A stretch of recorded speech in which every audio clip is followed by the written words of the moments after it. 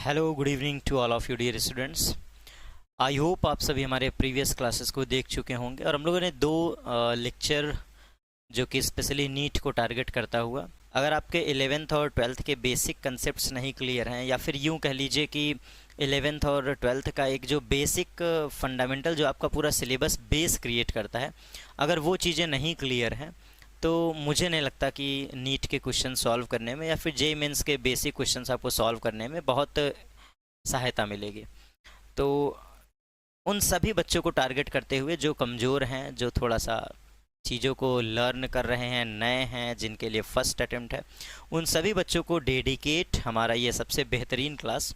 और आज की क्लास में हम डिस्कशन स्टार्ट करने वाले हैं इलेक्ट्रोस्टैटिक्स का लेक्चर नंबर 3, जहाँ पे कूलॉम्स लॉ के बारे में बात करेंगे, क्योंकि हम लोगों ने चार्ज की बेसिक प्रॉपर्टीज़ उसके बारे में बहुत डिटेल्ड में पढ़ा था, यहाँ तक कि मेथड ऑफ चार्जिंग भी हमने पढ़ा था। तो चलिए टाइम को वेस्ट ना करते हुए इस टॉपिक को कवर किया जाए बहुत ही खूबसूरत वे में और बहुत ही बेहतरीन अंदाज के साथ। कूलॉम्स लॉ का मेन फंक्शन क्या है, कूलॉम्स लॉ का मेन वर्क क्या है, यहीं से हम चीज़ों को कनेक्ट करेंगे अपनी क्लासेस को।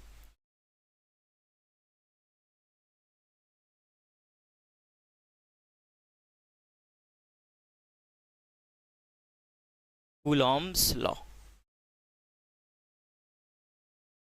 ठीक है।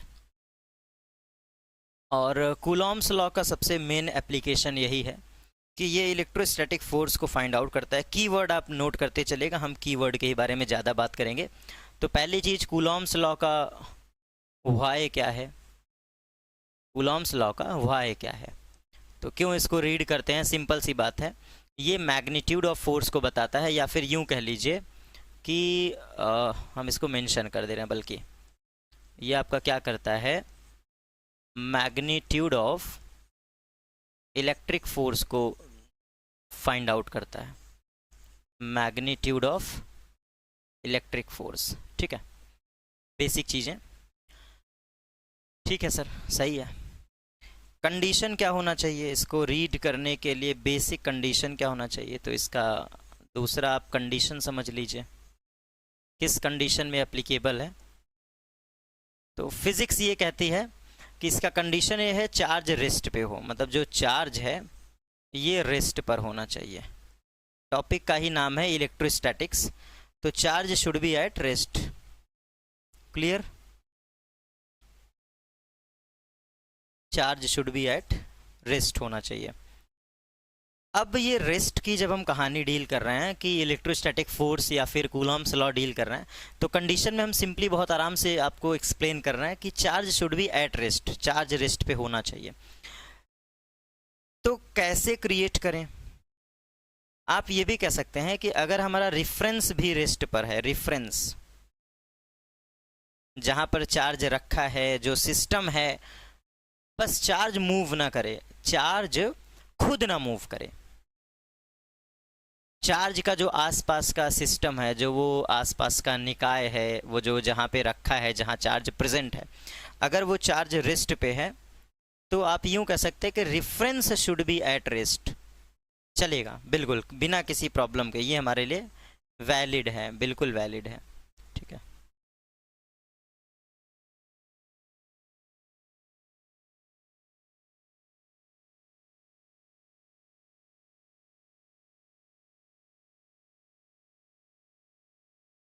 तो यहाँ पे वाई क्लियर, यहाँ पे कंडीशन क्लियर। और सबसे की पॉइंट, चार्ज जितना स्मॉलर साइज का हो, कंडीशन में दूसरी चीज़ें आप देख लीजिए। कंडीशन में एक तो ये कंडीशन हो गया, condition number 1, condition number 1। Condition number 2 ये है कि charge should be small size, charge should be smaller, या फिर इसी को किताबें कहती हैं पॉइंट साइज, पॉइंट साइज होना चाहिए। यहाँ तक क्लियर चीज़ है? यस सर, यहाँ तक तो बढ़िया है। अब इसका जो हम बात करते हैं मेन लॉ क्या है, तो मेन लॉ के लिए हम कहानी आपसे कांटेक्ट कर रहे हैं, यहाँ पे हम सीधा कनेक्ट कर रहे हैं। कैसे, आइए अब हम वॉट के बारे में पढ़ रहे हैं। दो चार्ज आप बहुत छोटा से कंसीडर कर लीजिए, पॉइंट चार्ज हैं, रेस्ट पे हैं, बहुत छोटे से चार्ज हैं, इनका ज्योमेट्रिकल जो शेप साइज है वो बहुत स्मॉलर है। तो आप इसको Q1 कह दीजिए, आप इसको Q2 कह दीजिए। दोनों के बीच जो डिस्टेंस है centre to centre, means distance between both charges system to system, ये बहुत छोटा है जो कि r है। तो कूलॉम्स लॉ कहता है जो फोर्स ऑफ इलेक्ट्रोस्टैटिक्स है, फोर्स ऑफ इलेक्ट्रोस्टैटिक्स, ये सिंपली आपको एक्सप्लेन करता है, क्या कहता है कि जो इलेक्ट्रोस्टैटिक्स का मैग्नीट्यूड है, इलेक्ट्रोस्टैटिक फोर्स का जो मॉड है, जो इसकी न्यूमेरिकल वैल्यू है, ये डायरेक्टली प्रोपोर्शनल तो है but magnitude of product of both charges. तो ये जो फोर्स है वो कहीं ना कहीं मैग्नीट्यूड ऑफ चार्ज पे डिपेंड करता है। थोड़ा सा मुझे लगता है छोटा करना पड़ेगा क्योंकि साइज इसकी बड़ी है। तो कहीं ना कहीं ये आपका क्या है, ये एक तरह से मैग्नीट्यूड ऑफ चार्ज पर डिपेंड कर रहा है। क्लियरली जो इलेक्ट्रोस्टैटिक फोर्स होता है ये कहीं ना कहीं मैग्नीट्यूड ऑफ चार्ज पे बिल्कुल क्लियरली डिपेंड करता है। तो मैंने वो डायरेक्टली कह दिया क्योंकि कूलॉम्स लॉ का स्टेटमेंट ही कहता है। देखो बेटा, यहाँ पे हम बहुत डेप्थ में भी नहीं जाएंगे क्योंकि हमें हर एक चीज़ों को बहुत अच्छे से एक्सप्लेन करना है, ब्रीफली और बढ़िया से। तो according to Coulomb's law statement we can say the electrostatic force between the 2 point charges, the electrostatic force between the 2 point charges is directly proportional to the product of magnitude of both charges। ये statement है। और फिर इनका दूसरा statement कहता है कि यही फोर्स ऑफ इलेक्ट्रोस्टैटिक, यही सेम फोर्स ऑफ इलेक्ट्रोस्टैटिक, ये इनवर्सली प्रोपोर्शनल होता है square of the distance between them. ये आपका क्या होता है, इनवर्सली प्रोपोर्शनल होता है। क्या बेटा, इनवर्सली प्रोपोर्शनल, माने फोर्स की जो वैल्यू होती है, फोर्स की जो वैल्यू होती है वो इनवर्सली प्रोपोर्शनल है। पहली चीज, inversely proportional to the square of the distance between them, square of the distance between them. दोनों चार्ज के सेंटर टू सेंटर जो हमारा डिस्टेंस है, इलेक्ट्रोस्टैटिक फोर्स कहता है कि चार्ज जितना पास होगा, चार्ज हमारा जितना क्लोजर होगा, ये जो 2 पॉइंट चार्ज है जो ज्योमेट्रिकल स्मॉल शेप के चार्ज हैं, ये जितना क्लोजर होंगे इन पे फोर्स उतना ज़्यादा लगेगा। और जैसे जैसे आप उसके respective centre to centre distance को बढ़ाते जाएंगे, इंक्रीज करते जाएंगे, दोनों के बीच सेपरेशन को इंक्रीज करेंगे, तो इलेक्ट्रोस्टैटिक फोर्स क्या हो जाएगा, डिक्रीज कर जाएगा। ठीक है, तो ये हमारा है इक्वेशन नंबर 2। अब जैसा कि हम पढ़ते हैं, इनका पूरा स्टेटमेंट मैं एक बार रीड कर दे रहा हूँ आपके लिए, बहुत अच्छे से आप समझ जाएंगे। The electrostatic force between the 2 point charges is directly proportional to the magnitude of product of both charges and inversely proportional to the square of distance between them। ये इनका इक्वेशन है 1 और 2, दोनों को कंबाइंड कर दीजिए। दोनों इक्वेशन को क्या कर दीजिए बेटा, कंबाइंड कर दीजिए। तो जैसे आप दोनों इक्वेशन को कंबाइंड करेंगे हमारे पास इक्वेशन निकल के आएगा। हमारे पास जो इसकी न्यूमेरिकल वैल्यू है, एक सेकंड बस, जो हमारी न्यूमेरिकल वैल्यू है वो ये कहेगा कि force directly proportional to Q1 into Q2 का मॉड और डिवाइड में R स्क्वायर। प्रोपोर्शनलिटी को रिमूव कर दो तो यहाँ पे जो हमारा कांस्टेंट आता है वो K होता है। इलेक्ट्रोस्टैटिक्स में जो आने वाला कांस्टेंट होता है प्रोपोर्शनलिटी कांस्टेंट, वो स्मॉल k लिखते हैं। और आपका फॉर्मूला निकल गया Q1 Q2 बाई R का स्क्वायर। बस यही आपके लिए क्या है, इंपॉर्टेंट फार्मूला। यही आपके लिए सबसे one of the most important formula, जिनसे हम इलेक्ट्रोस्टैटिक फोर्स के कंसेप्ट को उड़ाएंगे, बढ़िया से उड़ाएंगे। आइए चलिए देखते हैं। जो के है बेटा, के ये नो डाउट क्या है, कांस्टेंट, हमने पहले लिख दिया प्रोपोर्शनल कांस्टेंट। इसकी न्यूमेरिकल वैल्यू होती है 9 इंटू 10 टू द पावर 9। ठीक है, यूनिट के बारे में बात करेंगे। तो k की जो न्यूमेरिकल वैल्यू है वो प्रोपोर्शनल कांस्टेंट है, इसकी numerical value 9 into 10 to the power 9 है। यूनिट की बात करते हैं तो इसको मेंशन कर दीजिएगा न्यूटन मीटर स्क्वायर अपॉन में कूलॉम का स्क्वायर। ठीक है, newton metre square upon coulomb का स्क्वायर, इसको मार्क कर लीजिए। मैं हर बार कहता हूँ कि ये बच्चों से बेसिक क्वेश्चन पूछा जाता है, बच्चे नहीं जवाब दे पाते हैं कि बताओ बेटा what is the unit of के। अगर स्मॉल के लिखा जा रहा है, स्मॉल के लिखा जा रहा है, तो स्मॉल के का मतलब होता है वही आपका प्रोपोर्शनल कांस्टेंट जो इलेक्ट्रोस्टैटिक फोर्स में आता है। और इस के को हम अगर लार्ज फॉर्म में लिखना चाहें, इसके एक्सपेंड फॉर्म में, तो के इक्वल टू की जो वैल्यू होती है वो 1/4 पाई एप्सिलॉन नॉट होता है। इसको रख दीजिए, इस वैल्यू को यहाँ पे आप पुटअप कर दीजिए। जैसे ये वैल्यू आप यहाँ पे रखेंगे इस के की जगह पे, तो आपका एकदम जेन्युइन आंसर जो बुक से मैच खाएगा, फोर्स ऑफ इलेक्ट्रोस्टैटिक्स का जो मॉड होता है, माने इसकी जो न्यूमेरिकल वैल्यू होती है, वो बिल्कुल प्यार से ऐसे बुक्स में लिखा होता है 1/4 pi epsilon not Q1 into Q2 divide by R का स्क्वायर। तो ये इसका एक्सपेंड फॉर्म हो गया। इस पॉइंट को आप मार्क कर लीजिए। ये फार्मूला सिर्फ और सिर्फ वैक्यूम के लिए वैलिड होता है, applicable for vacuum, applicable for vacuum. अगर इसके बीच में कोई मीडियम नहीं है तो it is applicable for the vacuum, मतलब electrostatic force in presence of vacuum, जहां पे कुछ भी नहीं है, स्पेस की बात कर रहे हैं हम, वैक्यूम की बात कर रहे हैं। स्क्रीनशॉट ले सकते हैं, सारी चीज़ें बहुत अच्छे से क्लियर है। एक ऑर्डर में पढ़ा रहा हूँ। कूलॉम्स लॉ क्या था, स्टेटमेंट बताया, किस पे डिपेंड करता है, चार्ज पे डिपेंड करता है, और स्क्वायर ऑफ द डिस्टेंस माने डिस्टेंस पे डिपेंड करता है। अगर हमारी distance separation between the charges is less, magnitude of force will be also higher, but if distance between the charges is more, magnitude of electrostatic force will be smaller, या फिर less amount of electrostatic force act between the charges. ठीक है, यहाँ तक सारी basic चीज़ें clear. Now move on the next part. इससे आगे क्या है, अगर आप बहुत ध्यान से देखेंगे तो k एक प्रोपोर्शनल कांस्टेंट है जिसकी वैल्यू तो 9 × 10⁹ है, और newton metre square coulomb square इसका ये जो है यूनिट है, मतलब newton metre square upon coulomb square. लेकिन k में आने वाला एक टर्म पता नहीं आपने ध्यान दिया कि नहीं दिया, आप फोकस किए कि नहीं किए। k में एक टर्म आया जिसको मैंने बोला था एप्सिलॉन नॉट, तो आइए जरा उस पर भी चर्चा करना इंपॉर्टेंट है। तो ये जो k के बारे में आप पढ़ाई पढ़ रहे हैं, इस k की पढ़ाई कहती है, क्या कहती है, 1/4 पाई एप्सिलॉन नॉट। ठीक है, यहाँ पे आने वाला जो एप्सिलॉन नॉट है, यहाँ पे आने वाला जो एप्सिलॉन नॉट है, पहले इसको समझो ये है क्या। इसको बुलाते हैं एप्सिलॉन नॉट। ये स्पेलिंग कुछ बच्चों को ये भी नहीं पता होता है, एप्सिलॉन नॉट इसको बुलाते हैं। लेकिन फिजिक्स में इसका जो नाम है, जो इसका नामकरण संस्कार किया गया, उसको कहते हैं permittivity of free space, permittivity of free space, permittivity of free space. यहाँ से क्वेश्चन बनता है। क्या क्वेश्चन बनता है बेटा, बेसिक बोर्ड्स के लिए भी ये पॉइंट मैं थोड़ा हिंट दे दे रहा हूँ कि ये जो k की वैल्यू आप लिख रहे हो 1/4 पाई एप्सिलॉन नॉट, यहाँ पे एप्सिलॉन नॉट ये है, एप्सिलॉन नॉट को बोलते हैं परमिटिविटी ऑफ फ्री स्पेस। इसकी न्यूमेरिकल वैल्यू होती है, एप्सिलॉन नॉट की जो न्यूमेरिकल वैल्यू है that is 8.85 × 10⁻⁻12।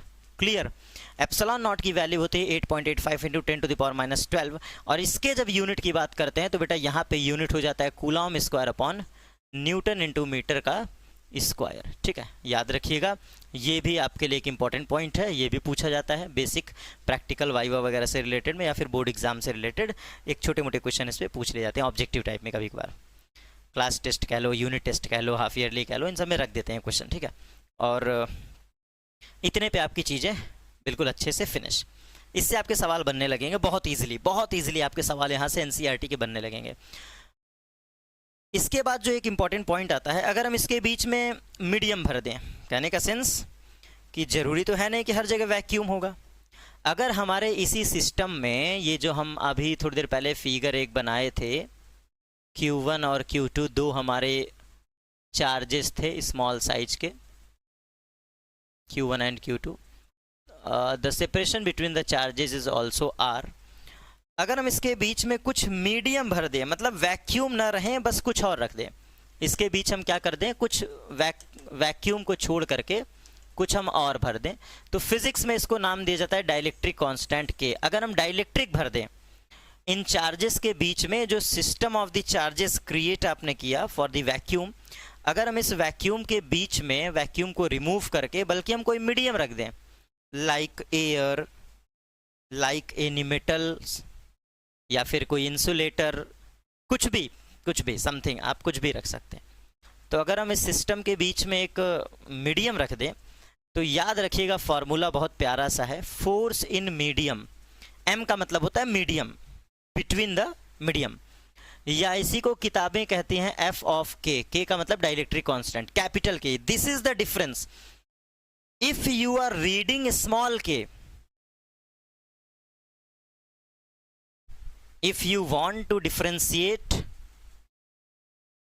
symbol between small k and capital K, so please remember this concept, realize this concept, memorize this word. Small k comes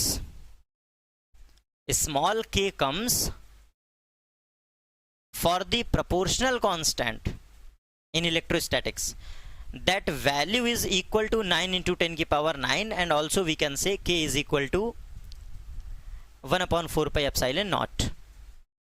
लेकिन अगर मैं बात करूं कैपिटल k की, तो कैपिटल k का हमेशा मतलब रहा है डाइलेक्ट्रिक। ये किसको हिंट देगा बेटा? Dielectric. और डाइलेक्ट्रिक की वैल्यू कुछ नहीं है बेटा, वैक्यूम का वही फॉर्मूला लगाओ पिछला वाला और कैपिटल के से डिवाइड कर दो। गारंटीड बहुत सारे बच्चे यहां गलती करते हैं, और मैं इसका प्रमाण दे सकता हूं कि इस पे क्वेश्चन है आपके सीबीएसई बोर्ड के ही प्रीवियस ईयर क्वेश्चन में ये आया है पॉइंट।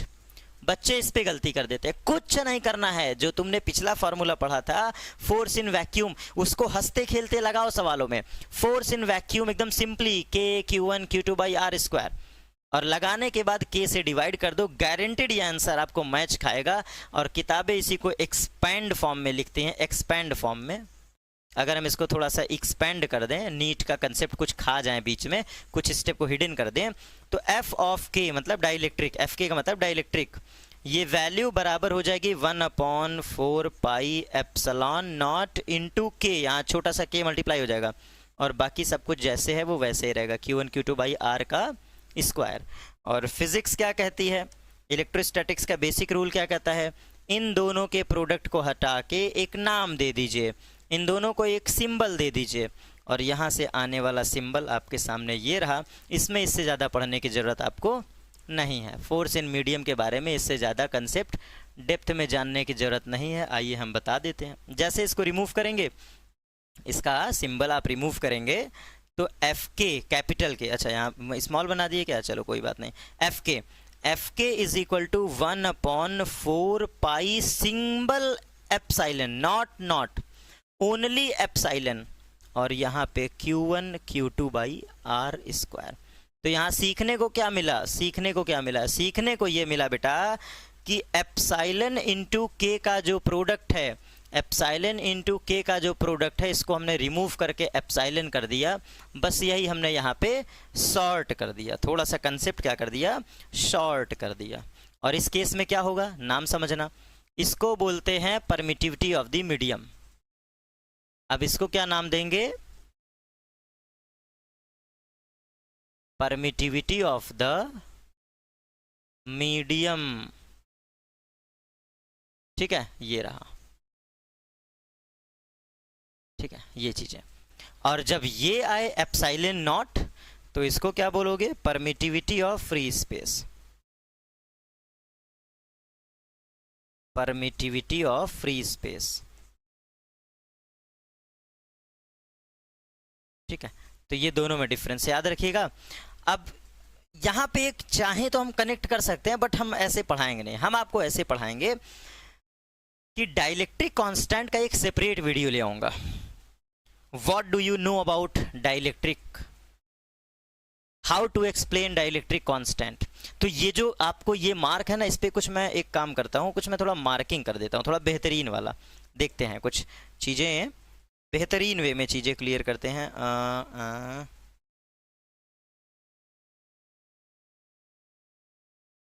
चलिए एक काम करते हैं, इसको हम शेप कोई दे देते हैं,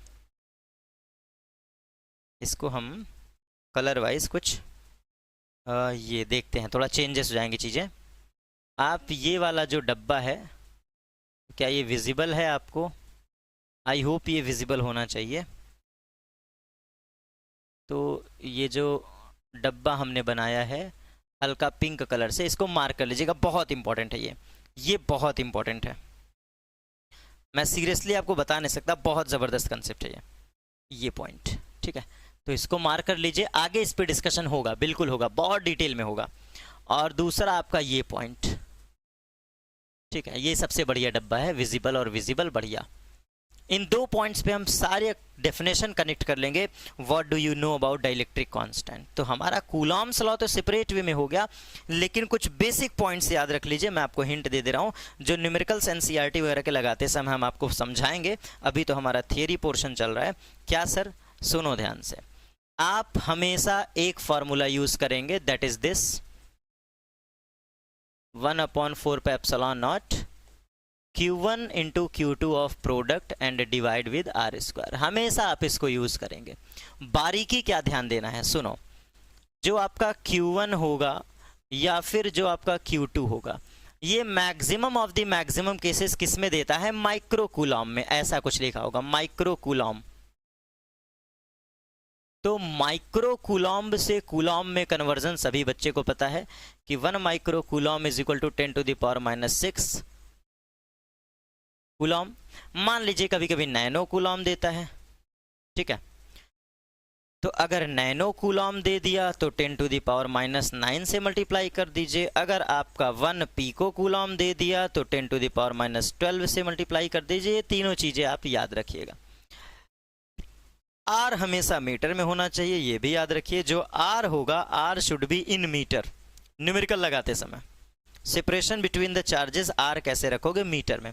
और जब सारा खिचड़ी पका दो, खिचड़ी पकाने का मतलब सारा न्यूमेरिकल हो जाए, जब भी हो जाए, तो आप यहाँ पे सबसे पहले k की जगह पे क्या रखेंगे? 9 × 10⁻⁹। मतलब ये जो होल वैल्यू है, कौन सी सर होल वैल्यू? ये वाली 1/4 पे एप्सिलॉन नॉट। मैं बार बार कह रहा था ना, 1/4 पे एप्सिलॉन नॉट को स्मॉल k से लिखते हैं। न्यूमेरिकल सॉल्व करते समय इस k की जगह पे आप क्या रखेंगे? 9 × 10⁹। इतना अगर जो बच्चा बारीकी हमारा सुन लिया ना, सवाल लगेंगे भैया, लगेंगे नहीं, उड़ेंगे सवाल, ऑटोमेटिक उड़ेंगे। और जब सारा खेल कंप्लीट हो जाए, जब आपके सारे कैलकुलेशंस सब कुछ हो जाए, तो सबसे आखिरी स्टेप में आप क्या करेंगे? फोर्स की यूनिट न्यूटन जरूर लिखना, ठीक है। तो आप ये कहेंगे कि in answer force of electrostatic, मतलब आप ये कह सकते हैं कि force of electric should be noted as, या should be note as newton. Force की यूनिट क्या होता है? न्यूटन लगाना मत भूलना। बहुत सारे बच्चे इस पे भी गलती कर देते हैं, तो ये छोटी सी गलती आपके लिए पता है क्या करता है? नंबर काट देता है, आधा नंबर। न्यूटन बहुत ज़रूरी है। इतने से आपका कूलॉम्स लॉ कनेक्ट हो गया, सारी चीज़ें बहुत अच्छे से क्लियर, बहुत ही बेहतरीन वे में क्लियर। आई होप कोई डाउट अपने माइंड में मत रखिएगा। अब बात आई न्यूमेरिकल की, तो न्यूमेरिकल के कंसेप्ट्स का दूसरा तरीका होता है। न्यूमेरिकल हम दूसरे वे में सॉल्व करते हैं, कूलॉम्स लॉ को इसी पर होल्ड करते हैं, vector form of Coulomb's law. तो नेक्स्ट वीडियो हमारी vector form of Coulomb's law. Thank you so much.